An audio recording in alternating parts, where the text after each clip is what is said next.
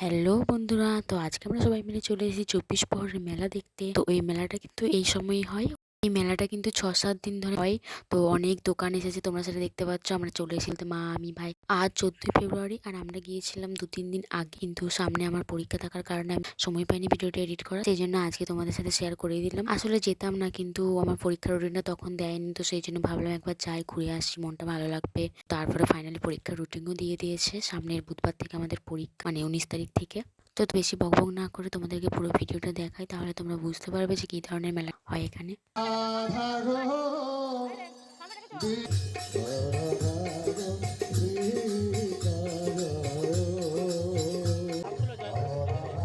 তারপর চলো একটু দোকান টোকান ঘুরিয়ে নিয়ে যাক, কেনাকাটা যা করার করি, যেগুলো পছন্দ হয় দেখি। আর দেখো, মেলা দেখতে যাবো না, ফুচকা খাবো না, সেটা কি হয়? তো যেখানেই যাই না কেন ফুচকা কিন্তু অবশ্যই চাই। তাই বেশি কিছু খাইনি, ফুচকা আর পাপড়ি চাট খেয়ে বাড়ি চলে এসেছিলাম। তো চলো আজকের মতো সকলকে টাটা।